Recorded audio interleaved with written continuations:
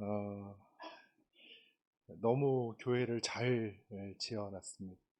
그래서 제가 보는데 우리 이대복 목사님 뵙는데 친구 목사님이지만 너무 자랑스럽고 여러분 또 성전 건축하시느라고 너무 많이 수고하셨습니다.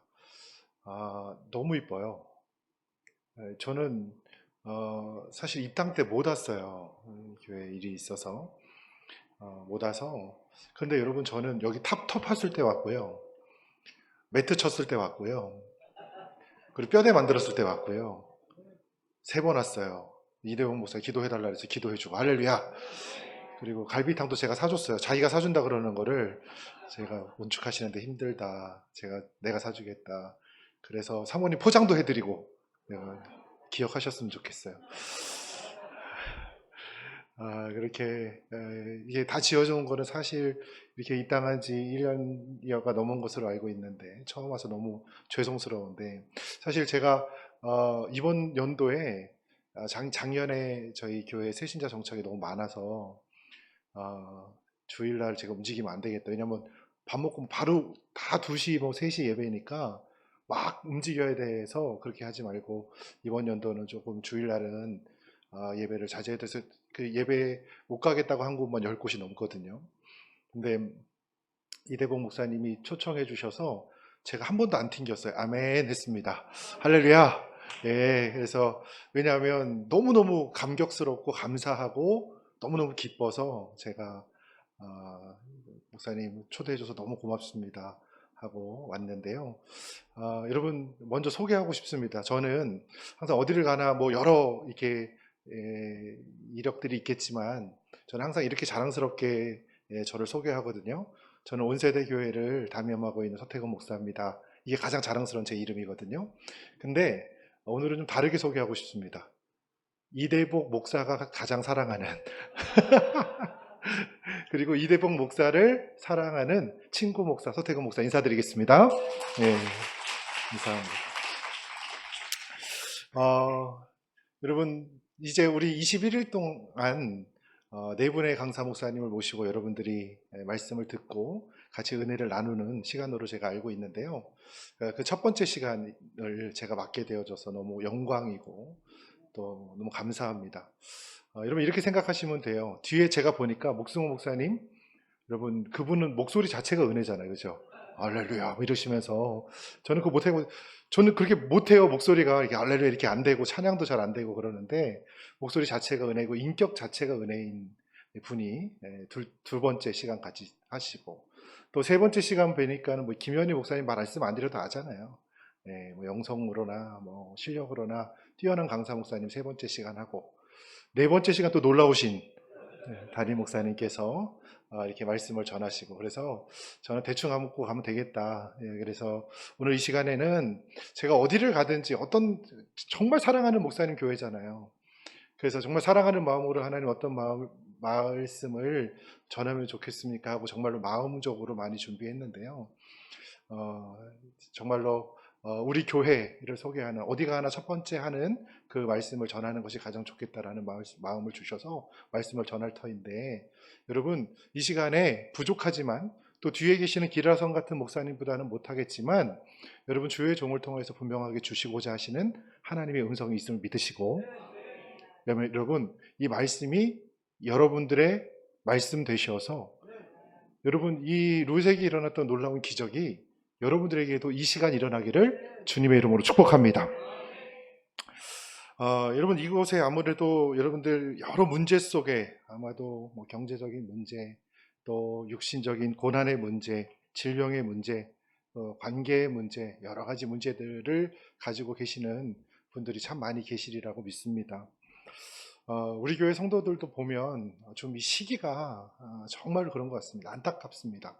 마음이 너무 아프고 살아내 보려고 정말 노력을 하는데 진짜 힘든 시기를 겪고 있습니다. 사업하시는 분은 사업하시는 분대로 또 직장생활 하시는 분은 직장생활 하시는 분대로 연세가 드시는 분들은 또 연세가 드신 분대로 우리 청년들은 청년들대로 가장 힘든 시기를 보내고 있는 것은 아닌가 하는 그런 생각이 듭니다. 제가 돌아보면요, 이 지금 요즘의 시기가 우리나라에 가장 암흑이었던 구한말 시대가 아닌가라는 생각을 해봅니다. 여러분, 구한말 어땠나요? 우리 조선이 망하던 그 시기. 구한말 조정은 썩었죠. 왕실은 무너지기 일보 직전이었었습니다. 왕실에 있는 위정자들은 백성들의 피를 빨아먹죠. 힘 있는 자가 힘 없는 자의 피를 빨아먹던 그런 시대요. 대신들은 그 아랫사람의 피를 빨아먹고, 그 아랫사람은 그 아랫사람의 피를 빨아먹고, 그 아랫사람은 그 아랫사람의 피를 빨아먹었죠. 농사를 지어서 아무리 풍년이 되어도 자신들이 갖는 것은 없어요. 소망이 없어요. 아무리 풍년이 되고 아무리 열심히 일을 해도 자신들의 손에 쥐어지는 것이 일반 백성들에게는 아무것도 없던 것이죠. 그러니까 백성들은 열심히 일해봤자 다 빼앗기는 거예요. 열심히 살아도 자신의 마음대로 되지 않는, 정말로 궁핍하고 어려운 시기를 겪고 있는 이 시대가 지금의 시대입니다. 풍년이 되어봤자 다 뺏기고 남는 것이 없으니까 사람들은 일을 안 합니다. 열심히 일해도 소용이 없다 생각하는 거예요. 그래서 소망은 오직 도박밖에는 없다. 여러분 아시다시피 구한말에 도박이 엄청나게 성행했습니다. 늘 술 마시고 사람들은 도박하고, 그것이 삶의 일부가 되어버린 것이죠. 소망을 잃어버렸어요. 젊은이들이 소망을 다 잃어버렸어요. 열심히 일해도 안 된다. 어차피 내 인생의 삶은 여기까지인가 보다. 그리고 늘 도박하고 술 먹는 인생. 아무리 노력해도 삶의 역전이 일어나지 않을 것 같은 그런 인생, 그런 삶. 지금 청년들의 모습 같죠. 돈은 벌어서 뭐하나. 돈 벌어봤자 200만 원, 300만 원 벌어봤자, 평생 벌어봤자 노예 신분 못 벗어난다. 공부는 뭐하러 하나. 한두 푼 모아서 뭐하나. 집도 못 사는데. 젊은이들이 지금 그런 인식들을 가지고 있습니다. 그냥 돈 버는 대로 쓰자. 앞으로 비전, 꿈 이런 거를 이야기하지 못하는 시대가 지금의 시대입니다. 먹고 싶은 거 먹고 사고 싶은 차 사고, 그냥 어떻게 하다가 로또나 되면, 로또나 당첨되면 인생이 역전되는 거고, 아니면 내가 산 비트코인. 그래서 여러분 젊은이들 요즘에 보면 하루 종일, 여러분 주식은 월화수목 금까지만 하잖아요. 그리고 3시인가 4시인가 되면 문 닫는데, 비트코인은 24시간 연중 무휴거든요. 하루 종일 비트코인만 쳐다보는 청년들도 있습니다. 나중에 내 소망은, 유일한 소망은 오직 비트코인. 그것만 쳐다보고 있는 것이죠. 세상의 벽은 높고 크기만 합니다. 그러니까 구한말 시대의 젊은 청년들, 또 우리 백성들의 삶과 지금의 삶이 별반 다른 것이 없는 것이죠. 아무리 노력해도 그 벽을 넘을 수 없을 것 같습니다. 그래서 도박하듯이 주식하고, 도박하듯이 비트코인하고, 도박하듯이 영끌해서 집 사고. 여러분 지금 그런 삶들이 바로 그때의 삶과 다르지 않은 것이죠. 여러분 그러면 교회는 어떨까요? 교회를 한번 돌아보시기 바랍니다. 교회에는 소망이 있나요? 예전에는 그런 말도 있었거든요. 십자가만 꽂으면 성도들이 비닐하우스에도 몰렸다. 이런 얘기 많이 들어보셨죠? 80년대, 70년대, 90년대 초, 정말로 비닐하우스에 십자가만 꽂으면 성도들이 몰려들었어요. 예배했어요. 동네에 일반 학교는 안 나와도, 여러분 여름 성경학교는 다 나왔어요. 모두가 다 교회에서 놀고 교회에서 먹고, 부흥회, 수련회, 문학의 밤 이런 거 하면요, 청년들, 청소년들 막 몰려들었거든요. 교회들마다 사람이 넘쳐났어요. 그때 목사님들에 대한 사람들의 인식은 어땠냐면, 제 친척 누님이 이야기해 준 건데요, 이게 그 말을 잊을 수가 없어요. 당시에 이화여자대학교를 다니고 있었거든요. 이화여자대학교에서 설문조사를 했습니다. 설문조사를 했는데 신랑감 1위가 누구인지에 대한 설문조사였어요. 1위서부터 10위가 나오는데요, 여러분 1등이 누구였을까요? 목사님이에요. 지금은 한 692 정도 될 텐데, 그때 당시에는 신랑감 1위가 목사님이었어요. 그래가지고 우리 친척 누나가 이화여자대학교를 나와서 목사님하고 결혼을 했어요. 지금 내가 미쳤지 이러고 내가 왜 그랬지 막 이러면서 후회를 하고 계시는데 1위가 목사였고요. 2위가 검사였고 3위가 변호사, 4위가 의사였어요. 예전에 기독교에 대한 인식은요. 숭의 여자 고등학교, 여러분 미션 스쿨이잖아요. 이 미션 스쿨의 교복을 입고 있으면 학교 앞에서 어디서나 이 외상이 됐어요. 왜냐하면 미션 스쿨 다니는 애가 돈 떼먹겠나. 그래서 다 외상을 주던 시절이었어요. 근데 여러분 지금 한국 교회는 어때요? 제가 1년에 한 번씩 가서 우리 교회가 1년에 한 번씩 코로나 이전에 선교를 하는 부대가 있어요. 그래서 얼마 안 가면 있어요. 망향 비빔국수 아시죠? 그 망향 비빔국수의 본점, 반응을 너무 잘해주시네요. 너무 감사해요. 망향 비빔국수의 본점이 있는 부대예요. 거기 훈련소가 있는데 BTS가 훈련 받으러 가가지고 유명해졌던 그 장소이기도 하죠. 그곳에 그 담당 목사님이 엄청 군인들을 사랑하세요. 그래서 신병교육대 오면 신병교육대 700명 정도 들어오면 700명이 다 교회 나와요. 그리고 걔네를 일일이 하나하나 다 찍어서 그 유튜브에다 올려줘요. 그리고 엄마들이 그거 보고 막, 아, 얘 잘 있구나, 막 이렇게 하는 선교를 하셔요. 이제 오후 예배 때, 저녁 예배 때, 이제 우리 교회는 저녁에 예배가 없으니까 주일날 저녁에 그 700명 분 그 간식을 포장해 가서 나눠주고 예배를 드리고 있죠. 근데 막 여러분 가끔 유튜브 같은 거 이렇게 보시면 신병교육 때 막 그 청년들이 막 일어나가지고 막 훈련은 전투다 막 각기 전투 머리 막 두들기면서 막 찬양하는 거 보셨죠? 그 교회가 그래요. 막 미친 듯이 청년들이 찬양하거든요. 그래서 저는 이런 생각을 했어요. 야, 얘네 중에 절반은 그리스도인이겠다. 제가 그렇게 생각이 들어서 설교를 하면서 아무도 안 자거든요. 여러분 지금도 여기 아무도 안 주무시잖아요. 여러분 제가 설교할 때 앉아 주무시는 분은 기적이에요. 주무시는 분은 냅두세요. 여러분 하나님의 영광이 임한 거니까 그분은 그냥 냅두시면 돼요. 웬만하면 잘 안 주무시는데. 얘네가 안 자는데 제가 안 자고 있어가지고 왜냐면 좀 이따가 이제 막 햄버거 막 이거 줄 거거든요. 수제 햄버거 막 콜라, 메이커, 펩시 아니고 코카콜라 다 줄 거니까 그냥 기대하고 있는 겁니다. 그래서 제가 물어봤어요. 좀 이따 간식 줄 텐데 솔직하게 한번 대답해 줘라. 솔직하게 대답해줘요. 거기 청년들이 이제 신병이 또 훈련병들이니까 한 20살에서 21살 정도 됐거든요. 너희들 중에 여기 700명 정도 모여 있는데 너희들 중에 교회를 정기적으로 가는 친구들 말고 교회를 정기적으로 가는 친구들 말고 태어나서 지금까지 너희 의식이 기억이 있는 상태에서 한 번이라도 교회에 가본 친구 있으면 손 들어봐라. 이게 제 질문이었어요. 자, 여러분들에게 질문 드리겠습니다. 저는 숫자 질문 되게 잘하거든요. 맞히시는 분께 밑에 있는 카페에서 망고 스무디를 다음에 제가 갈아드리겠습니다. 자, 여러분 퀴즈입니다. 700명 20살에서 21살 청년들 중에 교회를 정기적으로 가는 사람 말고 한 사람이라도 가는 사람이 있으면 손들어봐라 해서 몇 명이 손들었을까요?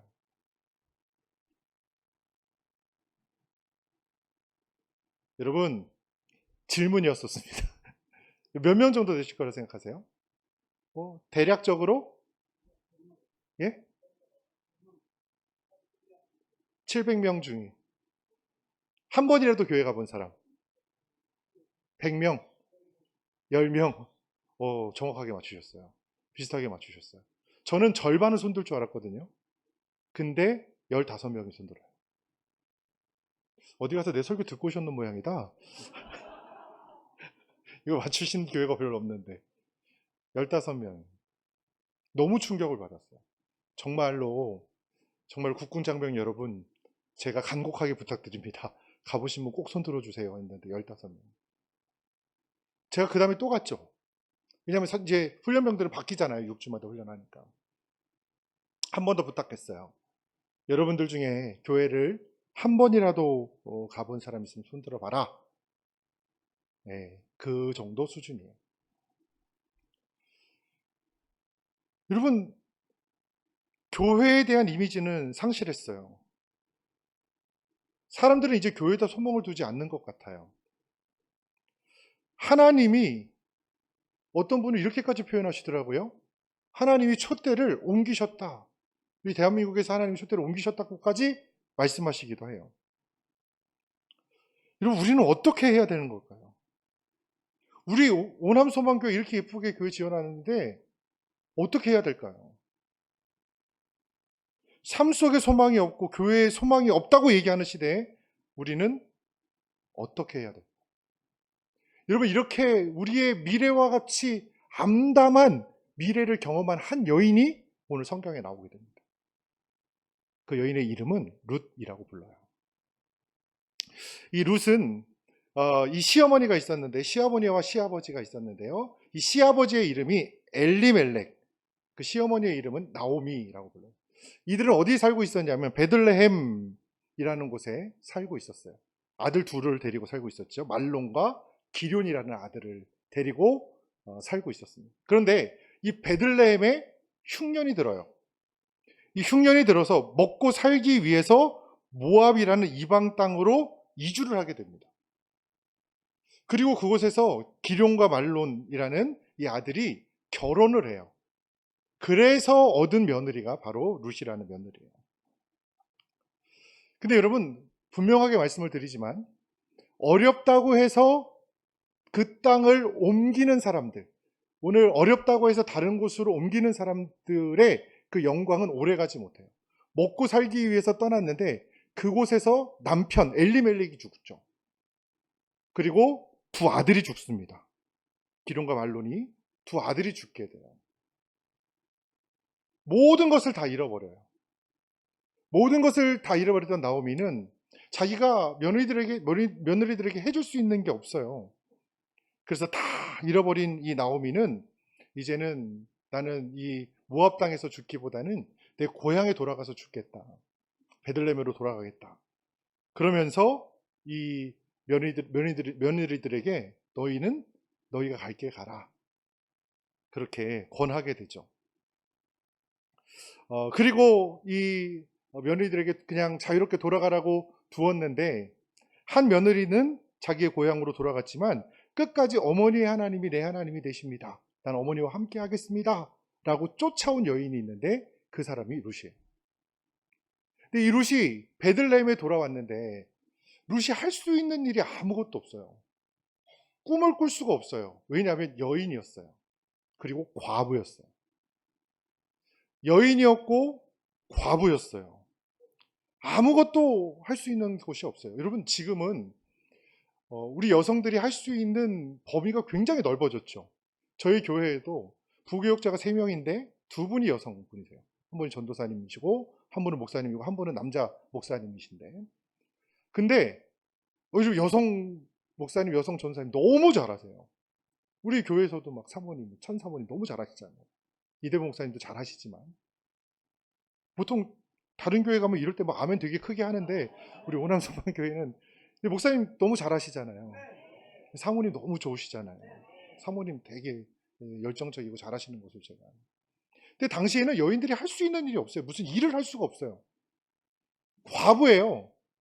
자신의 인생을 변화시킬 수 있는 어떤 요인도 없어요.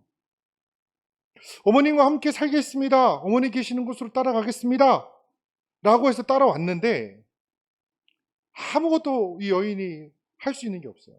심지어는요, 유대사회, 여러분 아시죠? 혈통을 중심으로 모이는 이 유대사회 안에 있는 이방 여인, 모압 여인이 룻이에요. 그러니까 뭐 어디에 취직을 할 수 있겠어요? 누가 이 사람을 돌보기나 하겠어요? 이방 여인인데. 아무것도 할 수 있는 것이 없는 가장 고통스러운 순간이 바로 이 룻에게 있었어요. 근데 이 룻에게 은혜가 하나가 있었죠. 바로 이 과부들이 살 수 있는 하나님이 율법을 하나 만들어 주셨죠. 떨어진 이삭을 줍지 말라는 것이죠. 그래서 룻은 먹고 살기 위해서 나아가서 이삭을 줍습니다.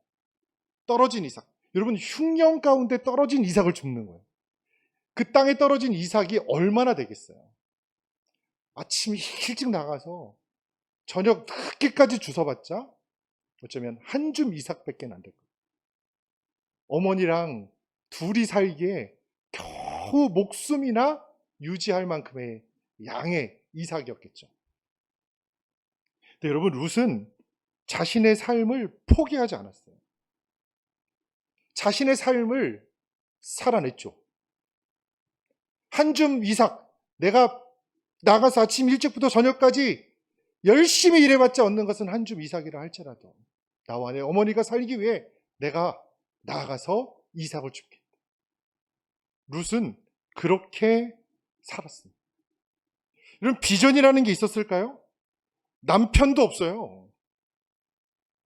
이방 여인이에요. 아무 비전이 없었어요. 그런데 그것을 거르지 않고 나가서 한 줌 이삭을 죽게 됩니다. 여러분, 우리 세대들은 어떻게 해야 될까요? 우리 젊은 청년들, 우리 청년들 좀 계시는데요. 중소기업 들어가 봐요. 월급 그거 가지고 뭐 집이나 사겠나? 한 줌 이삭밖에 안 되는데. 어차피 집도 못 사고 인생 역전 안 일어나 하면서 하루 종일 게임이나 하면서 비트코인이나 하면서 사실래요? 룻은요, 앞이 보이지 않았어요. 그러나 할 수 있는 것을 했어요. 본인이 할 수 있는 최선을 다해서 하루하루를 살아냈습니다.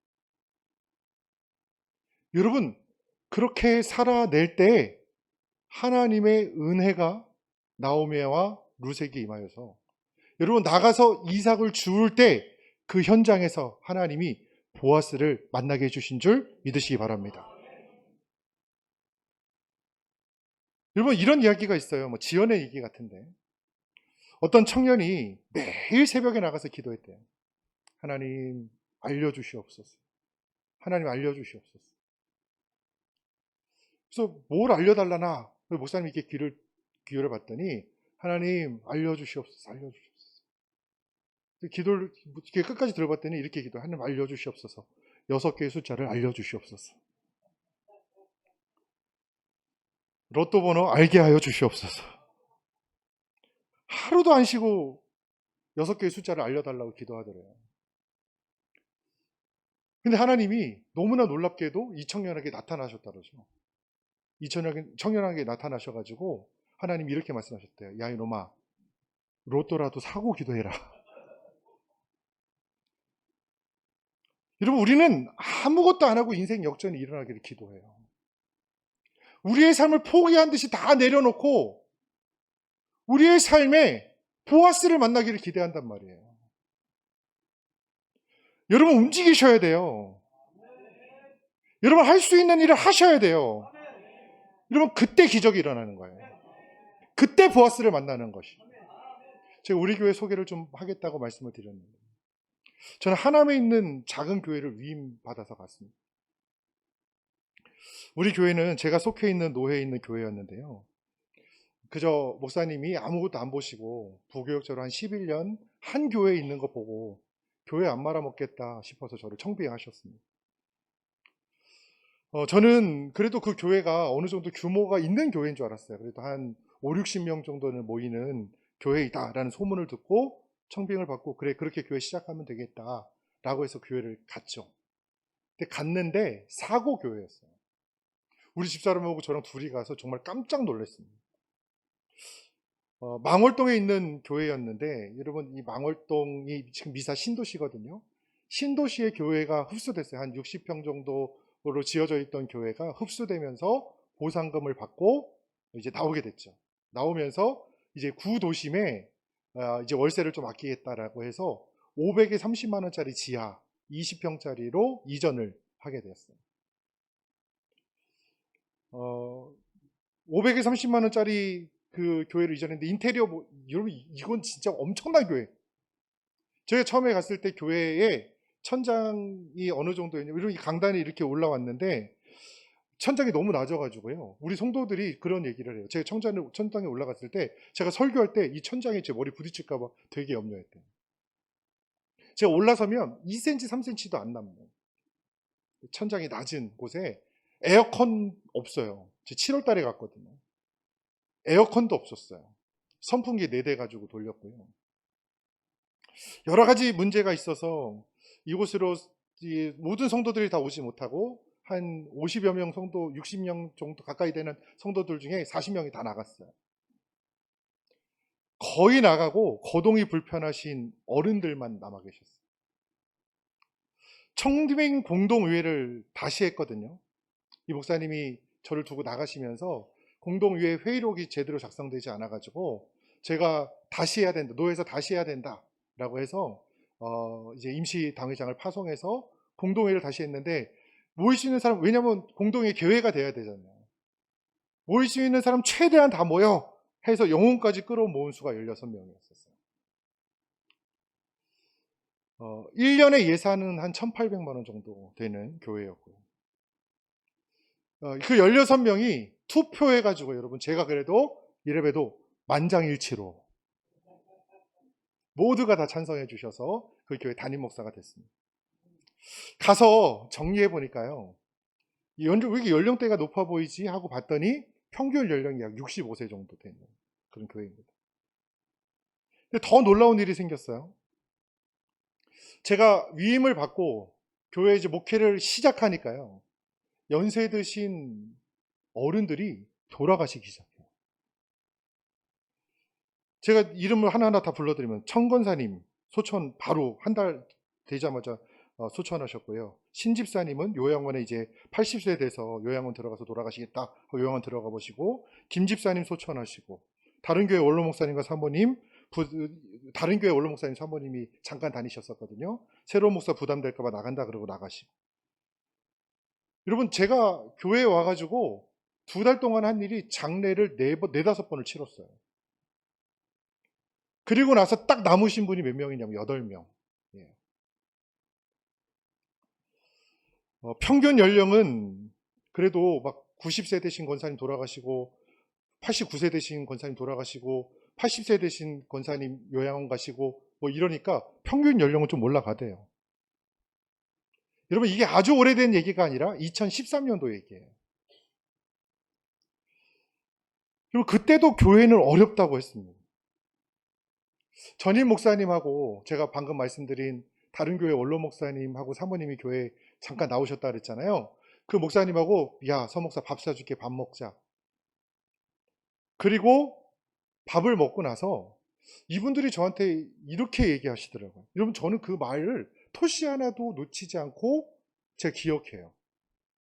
왜냐하면 저 너무 충격받았거든요. 이렇게 말씀하시대요. 미안하다. 이렇게 처음에 시작하셨어요. 미안하다. 좋은 세월 우리가 다 해먹고 이제 가장 어려울 때 어려운 교회를 물려준다. 지금은 부흥은 상상도 못할 거다. 못할 때다. 힘들 거다. 그런데 어떡하냐. 네가 지금 태어났는데. 이분이 저한테 해주신 마지막 말씀이에요. 견뎌라. 어쩔 수 없다. 좀 충격적이시죠? 청소년 사역만 하다가 아무것도 모르는 목사. 장염 잘 몰라요. 교구를 맡아서 했지만 몰라요. 그때 당시에 제가 교회를 위임받았을 때가 30대 중반이었었어요. 경험도 없어요. 진짜 힘들었어요. 꿈과 비전을 선포할 수 있는 십자가만, 비닐하우스에 십자가만 꽂으면 성도들이 모이던 때도 아니에요. 그때도 교회는 어렵다고 했어요. 초대형 교회 부목사로 있다가 초대형 교회 지원을 받은 교회냐? 그것도 아니에요. 오겠다는 사람도 별로 없었어요. 남아있는 분들은 상처투성이에요. 모이면 안 해요. 전임 목사님이요. 좋은 이야기 하나도 없어요. 젊은 목사가 오니까 우리 목사님 뭐 이런 거 없어요. 오늘 제가 가니까는 칭찬도 해주시고, 목사님 같이 생기셨다고 칭찬도 해주시고. 근데 제가 그 교회 갔는데 아무도 그런 거 없어요. 존댓말인지 반말인지 구분도 잘 안 가요. 끝을 자꾸 흐려요. 왜 그런지 지금 보니까 이해가 될 것 같아요. 왜냐하면 자기 아들보다 어리거든요. 당연하죠. 목사에 대한 신뢰는 없고 자기 아들보다 어린 목사가 왔는데 존중하고 싶었겠어요. 신앙생활은 어땠는가? 여러분, 급하게 이 목사님이 나가시고 저를 데려다 놓으셨거든요. 이사를 못했어요. 집이 용인 동백동이었고 교회는 하남시였거든요. 안 맥히고 막 밟아서 오면은 50분 정도 걸렸었어요. 내가 급하게 와서 이사를 못했으니 우리 성도들한테 제가 그랬어요. 8명 남으신 성도들한테 새벽 기도는 지금 너무 힘드니까 제가 이곳을 이사 오면 새벽 기도는 시작합시다. 그랬더니 안 된대요. 기도해야 된대요. 아니 어떻게 목사님 새로 왔는데 기도를 안 할 수 있냐. 목사님 새벽 기도 하셔야 됩니다. 그러는 거예요. 여러분 제가 너무 기쁘더라고요. 너무 행복하더라고요. 왜냐하면 아니 성도들이 기도하자는데 얼마나 목사가 행복해요. 그래서 여러분 새벽에 전 차 몰고 왔죠. 새벽에 5시 예배니까 새벽 3시에 일어나가지고 씻고 차 몰고 왔어요. 강당에서 기도하고 딱 일어났는데 한 분 와 계시더라고요. 아니 기도하자고 그러는 권사님이 안 나오는 거예요. 다음 날에 나오겠지. 또 갔어요. 안 나와요. 그래서 권사님들이 아니 권사님 기도하자 그래가지고 새벽 기도 시작했더니 안 된다며요. 권사님 왜 안 나오셔요? 그랬더니 내가 언제 나온다 그랬니? 목사님 나오시라 그랬지. 내가 언제 나온다고 했어요? 목사님 나오시라고 했지. 여러분 믿음 생활도 그렇게 대단하지 않았던 분들이 남아 있었던 것이죠. 제가 어떤 생각이 드냐면 야 부교육자 때가 좋았다. 내가 왜 여기 와서 이게 얼마나 그러는지 몰라. 여러분 그때 저에게 주신 말씀이 오늘 말씀이에요. 아무것도 할 수 없었던 룻. 그러나 오늘 하루를 살아내기 위해서 이삭을 주었던 룻. 그래서 지금 할 수 있는 것을 최선을 다해서 살아낼 때 이것이 비록 내 앞에 한 줌의 이삭밖에는 없다 할지라도 평생을 그렇게 한다 할지라도 평생을 그렇게 살아야 한다 할지라도 나를 살리신 하나님의 은혜를 오늘 또 구하며 살아낼 때 하나님의 역사가 내 삶에 일어날 것을 믿으며 도전하기 시작했어요. 최선을 다해서 예배드리자. 그리고 할 수 있는 것을 하자. 교회에 남겨진 돈이 있었거든요. 제 목적은 하나였어요. 이 돈 다 써버리자. 썩어 없어지는 교회 되지 말고 달아 없어지자. 다 써서 교회 돈이 없어가지고 없어지면 교회 그냥 없어지는 거죠. 그래서 상가를 옮겼어요. 지하 20평 상가에서 성도 8명 데리고 90평으로 옮겼어요. 원래 교회가 있던 교회에 다른 곳으로 이전한다 그래서 저희가 그거 인수받았거든요. 칸칸이 만들었어요. 칸칸이 있는 교회. 그런 교회였죠. 칸이 많은 교회. 그리고 의자를 새로 사서 의자를 놨는데 50개를 놨어요. 여러분 첫 예배를 드리는데 기가 막히더라고요. 이 50명이나 되는 예배당 어떻게 다 채워놔. 여러분 근데 제가 우리 성도들한테 그랬어요. 부교역자 2명이 필요하다. 전임 부교역자로. 여러분 기가 막혀 하더라고요. 성도가 8명인데 부교역자가 2명이 필요하대. 전임 부교역자. 제가 필요하다 그랬어요. 그랬더니 우리 성도들 너무 감사하게도 전 그분들에게 지금도 감사해요. 목사님 뜻대로 하십시오. 목사님 기도한 대로 하십시오. 그래서 부교역자를 뽑는데 아무도 안 와요. 온다 그랬다가 성도 8명이야 그럼 다 가버려요. 그래서 제 친구 목사님 한 분 청빙에서 오라고 부탁해서 오라고 그러고 제 제자 신학하는 제자 오라고 해서 교회를 시작했어요. 여러분 기가 막히더라고요.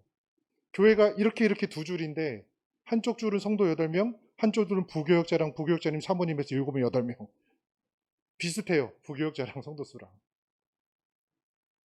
제가 하남시를 이렇게 연구해 봤더니 하남시 구도심은 학교가 많아요. 저희 그래서 옛날에 교회 앞에는 고등학교, 중학교, 초등학교가 몰려 있었거든요. 근데 학생들은 굉장히 많은데 하남시 연령대가 구도심 연령대 그 지역 연령대가 너무 높은 거예요.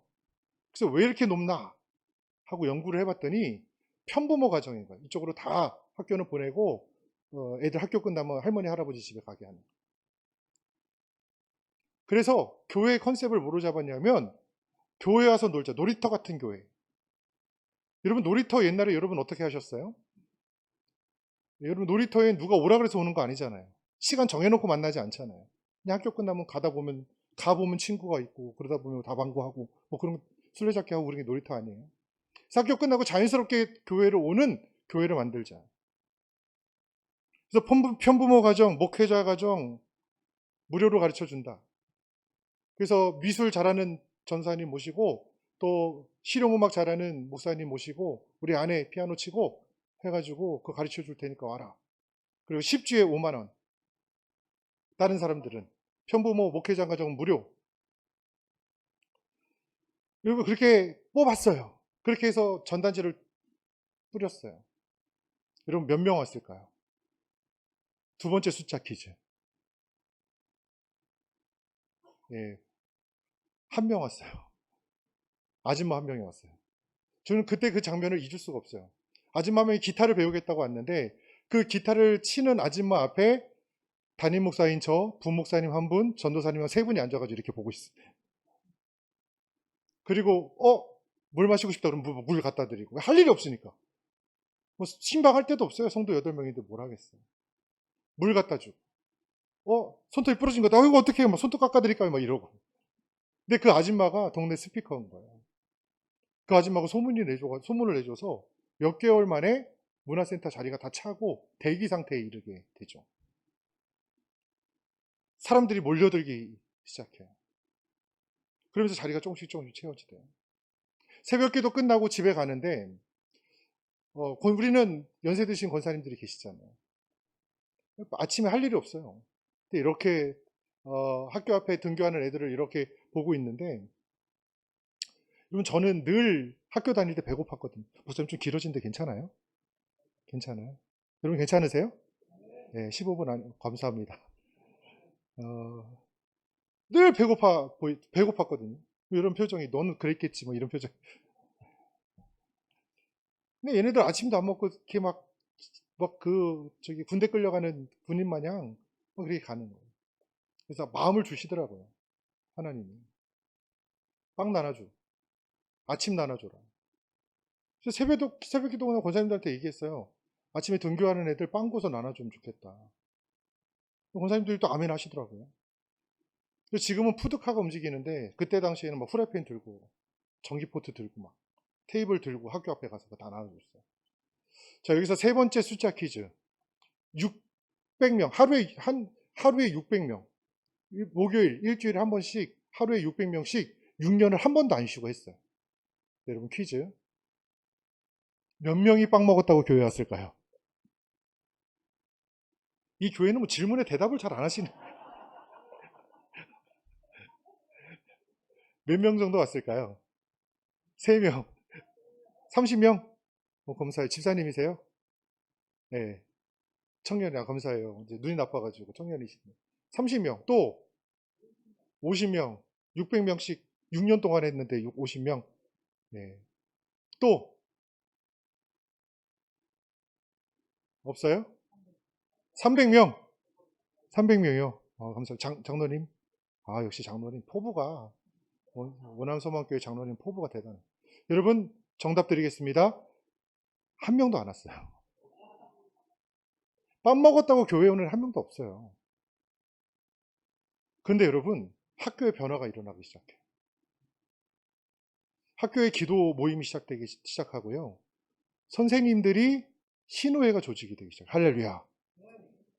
그리고 우리 교회는 빵 먹었다고는 아닌데 사람들이 교회에 와서 은혜를 받기 시작해요.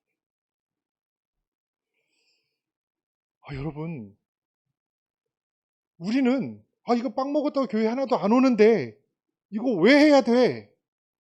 직접적인 전도가 안 되는데 뭐하러 해야 돼? 이삭 줍는 거 그 아무리 해봐야 한 줌에 이삭밖에 안 돼. 인생 역정 안 일어나. 이 생각을 가지고 우리는 머물러 있어요. 그리고 아무것도 하지 않아요. 그래서 우리 삶의 기적이 일어나지 않아요. 건축의 이야기 하고 싶은데 이대봉 목사님 한 번 더 불러주세요. 되게 놀라운 이야기가 있는데 그 다음에 해드릴게요. 지금 제가 보니까 약속한 시간이 너무 많이 지나가는 것 같아서 좋아서 그래요. 또 불러주세요. 넘어갈게요. 여러분 믿음 생활이라는 게 도대체 뭘까요? 아브라함을 믿음의 조상이라고 불러요. 자, 그런데 하나님께서 아브라함에게 나타나셔서 이렇게 말씀하시죠. 아브라함아, 내가 너를 본토 친척 아비의 집을 떠나 내가 내게 지시할 땅으로 가라 하는 명령하십니다. 아브라함이 믿어줘요. 아멘. 근데 다음날 아브라함이 안 가요. 하나님이 당황스러우시겠죠. 하나님이 또 나타나십니다. 내가 내게 지시할 땅으로 가. 아브라함이 또 아멘 합니다. 그리고 안 가요. 하나님이 또 나타나시죠. 야, 가라는데 왜 안 가, 임마? 그랬더니 아멘은 되는데 움직이진 않는 거예요. 그러면 아브라함은 믿음의 조상이 안 됐을 거예요. 행동하지 않으면 믿음이 아니에요. 여러분, 하나님의 역사는, 하나님의 기적은 오늘 하나님의 말씀이 우리에게 임해요. 그리고 성령의 감동하심이 일어나요. 그리고 그 감동하심을 가지고 오늘을 살아내야 기적이 일어나는 거예요. 근데 오늘을 살아내질 않아요. 아무것도 안 해요. 가만히 있어요. 그러면서 숫자 6개 알려달라고 하는 게 우리의 삶일 경우가 얼마나 많은지 몰라요. 오남소망교회 이렇게 아름답게 성전 지어놨어요. 지금 부흥될 때 아니야. 지금은 부흥이 일어나지 않아. 그러면서 여러분 가만히 계시지는 않으세요? 해봤자 한두 명 전도해서 뭐해? 자리 채우면 뭐해? 어차피 좀 이따 또 떠날 텐데. 소망이 없어. 지금은 교회 소망이 없어. 여러분 그렇게 여러분들 이 교회를 포기하는 심정으로 아무것도 하지 않고 해도 안 된다라는 심정을 가지고 여러분 아무것도 안 하고 계세요? 그럼 보아스를 만나지 못해요. 기적이 일어나지 않는 것이죠. 오늘 여러분들이 한 줌 이삭이라 할지라도 복음을 들고 세상 가운데 나가야 될 거 아니에요. 한 줌 이삭밖에 내가 아무리 복음을 전해도 한 사람도 오지 않고 내가 전도지를 만장을 돌려도 한 사람 오지 않고 6년 동안 600명에게 포스트를 나눠줘도 한 명이 오지 않는다 할지라도 그곳에 나가기 시작할 때 보아스를 만나는 기적, 그 현장에서 보아스를 만나는 기적이 일어나는 것처럼 오늘 사랑하는 여러분 자리를 털고 나가시는 종들이 되시기를 주의 이름으로 축원합니다. 사랑하는 청년 여러분 200만 원, 300만 원 중소기업에서 내가 내 삶을 여기다가 쏟을 필요가 있나? 일할 필요가 있나? 내가 하면 뭐하나? 누구 노예 노릇밖에 더 하나? 여러분 이런 의식을 가지고 계세요? 깨셔야 돼요. 여러분 자리를 털고 나가셔야 돼요. 한 점 이상이라도 나가서 주시 시작할 때 하나님이 여러분들에게 보여주신 꿈과 소망의 길로 나아가게 될 줄로 믿습니다. 여러분 아브라함이 움직이지 않았다면 아브라함은 믿음의 조상이 되지 않아요. 오늘 베드로가 배 위에서 내려오지 않으면 무리를 걸을 수가 없어요. 배에서 내려와야 무리를 걸을 거 아니에요. 나 왜 오늘 흥분했지? 배 위를 걸어야지 여러분 기적이 일어나는 거죠. 배 위를 무리를 걷는 것이죠. 여러분들의 삶도 마찬가지입니다. 여러분 왜 자꾸 포기하세요? 왜 자꾸 해도 안 된다고 하세요? 여러분 살아내십시오. 살아내는 게 기적이에요. 살아내십시오. 살고 계십시오. 여러분들 하루를 살아내십시오. 견디십시오. 끝까지 여러분들 견디십시오. 기도하며 하나님 말씀 받으며 주의 강단에서 흐르는 놀라우신 하나님의 흐르는 말씀을 여러분 받으며 아멘 하시며 그 말씀대로 될 것을 믿으며 여러분들 살아내십시오. 삶에서. 여러분 그때 여러분들의 삶에 보아스를 만나는 기적은 그때 일어나는 거예요. 사랑하는 우리 오남교회 성도 여러분, 하나님의 역사는 멈추지 않습니다. 여러분 하나님의 역사는 지금도 시작됩니다.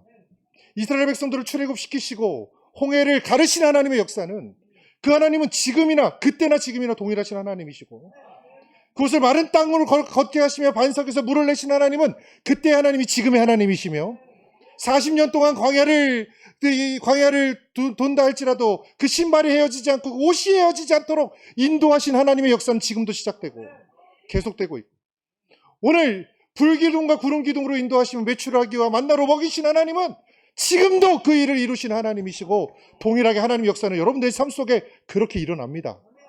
믿으시면 아멘 하십시오. 여러분 그렇다면 그 하나님의 역사를 기대하고 소망하십시오. 기대하고 소망하시면서 여러분들의 진짜 현재의 삶을 그 어떤 것도 포기하지 마십시오. 하고 있던 사업도, 여러분들의 가정도, 여러분들의 미래도 포기하지 마시고, 오늘 한 줌 하루 종일 일해봐야 한 줌 이삭 그걸 줍는다 할지라도 그걸 소중하게 여기며 하루하루를 살아내시며 예배하시는 종들이 되실 때 하나님께서 기업 물을 자를 만나게 하여 주시며 그 삶을 통하여서 여러분들의 삶에 기적과 역사가 일어나게 될 줄로 믿습니다. 말씀의 결론을 맺고 싶습니다. 2002년도에 여러분 어디 계셨어요? 2002년도 여러분 우리나라 월드컵이 막 한창일 때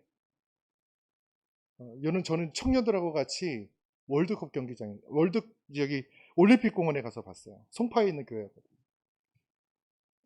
그때는 막 1000만 명이 거리로 다 나올 때 아니에요. 16강전 이탈리아전 때요. 저 청년들하고 같이 올림픽 공원에 갔어요. 빨간 옷 입고 응원하자. 그래가지고 청년들하고 같이 갔어요. 모든 국민들이 다 흥분해 있을 때. 조마조마한 이 경기가 진행될 때 우리나라에 페널티킥이 주어졌어요. 이런 페널티킥은 골 넣으라고 준 거 아니에요? 그런데 누가 그걸 차게 됐었냐면 안정환 선수가 차게 됐죠. 요즘에 여러분 안정환 선수가 유튜브에 보니까 예수 믿고 막 전도하고 다니더라고요. 김남일 씨 막 전도하고. 너무 감사한데. 이 안정환이 페널티킥 슛을 차게 된 거예요. 워낙 잘했던 선수니까 안심했죠. 슛 했는데 페널티킥을 실축했어요. 여러분 저 주변에 있던 사람들이 얼마나 안정환을 욕하는지 막 머리만 길고 아우 막 머리 잘라 막 이러면서 막 얼굴로 축구하냐 막 사람들이 주변에 사람들이 엄청나게 욕을 하더라고요. 저도 욕하고 싶었는데 청년들하고 같이 가서 욕 못했어요. 가만히 있었죠. 그리고 그렇게 욕먹던 설기현 선수가 후반 40분가량의 동점골을 넣어버려요. 기적적이었죠. 그래서 1대1이 됩니다. 그리고 연장전 골든골, 지금은 골 넣어도 연장전 계속되는데 그때 당시엔 골든골이라서 골 넣으면 끝났을 때잖아요. 연장전 골든골일 때 우리나라 선수, 제가 너무 좋아하는 이영표 안수 집사님. 이영표 안수 집사님이 센터링 하고 센터링을 이렇게 올렸는데 누가 그때 당시 큰 빔 프로젝트였거든요. 이 빔 프로젝트 선을 건든 거예요. 그래서 화면이 꺼져 버렸어요. 센터링 하는데 화면이 꺼진 거예요. 근데 당시 PCS였는데 여러분 저는 수천 명이 그렇게 조용한 거 예배 시간 이후로 처음 봐요. 아무도 말 못하고 가면 막 수천 명이 쥐죽은 듯이 조용히 하는데 이 암흑 같은 이 고요함 속에서 누군가의 PCS가 울려요. 삐리삐리 삐리삐리 울려요. 근데 어떤 청년인 것 같은데 이분이 전화를 받더니 이렇게 얘기하는 거예요. 골이랍니다. 골! 그러면서 난리가 났어요. 막 사람들이 다 일어나서 골! 그러면서 난리가 났어요. 그렇게 응원을 하고 다음날 잠을 자고 아침에 일어나서 TV를 딱 켰는데요. KBS, SBS, MBC 모든 방송이 처음부터 끝까지 대한민국 대 이탈리아 경기를 계속하는 거예요. 계속 반복해서 그거 보여주는 거예요. 하이라이트가 아니라 아예 풀 경기를 보여줘요. 제가 다시 봤죠. 응원하느라고 제대로 못 봤거든요. 다시 봤어요.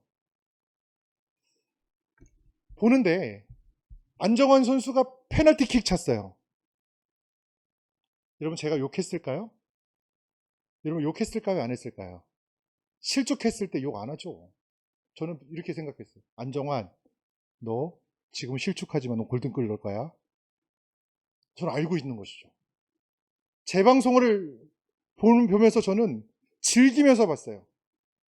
그랬더니 여지없이 설기현 선수가 골든골, 동점골 넣고 안정환 선수가 역전골 넣더래요. 여러분, 우리는 하나님의 은혜로 하나님의 은혜를 가지고 살아가는 존재인 줄로 믿습니다. 우리들은요, 알아요. 하나님이 우리의 삶을 여기서 끝내지 않게 하시겠다는 사실. 하나님의 약속의 말씀을 우리는 믿고 있습니다. 그럼 우리는 우리의 삶의 페널티킥을 실축한다 할지라도 괴로워하고 힘드는 것이 아니라 재방송을 다시 보는 것처럼 지금 이런 상태이지만 하나님의 역사는 시작된. 그러면서 축구를 즐기는 삶이 지금 우리의 삶이어야 돼요. 축구를 즐기는 삶. 여러분, 여러분들의 삶이 지금은 비록 이삭 한 줌 짓는 연약한 삶이라 할지라도 하나님께서 보아스를 만나게 하실 것을 기대하면서 오늘 괴로움의 삶이 아니라 기쁨의 삶, 즐거움의 삶을 살아내시는 저와 여러분들이 다 되시기를 주님의 이름으로 축원합니다. 성경에 보면요, 3년 6개월 동안 이스라엘에 비가 내리지 않아요. 비가 내리지 않는 3년 6개월 고통의 시간 속에서 엘리야가 하나님 앞에 무릎을 꿇고 기도합니다. 엘리야가 사원에게 묻죠. 비구름이 몰려오냐? 아닙니다. 엘리야가 다시 무릎 사이에 얼굴을 놓고 기도합니다. 돌아보죠. 지금 비구름이 몰려오냐? 아닙니다. 다시 기도합니다. 다시 기도할 때 사원이 와서 이렇게 얘기하죠. 주여, 손바닥만한 구름이 몰려옵니다. 큰 구름 아니에요. 손바닥만한 구름이에요. 엘리야가 자리를 털고 일어나요. 하나님이 비 준비하신다. 여러분, 오늘 이 시간이 여러분들에게 손바닥만한 구름이 보여지는 시간이 되기를 주님의 이름으로 축복합니다. 그리고 하나님께서 몰려오시는 놀라우신 비구름이 몰려오실 것을 기대하며 소망하시는 21일 기도회가 되시기를 주의 이름으로 축원합니다.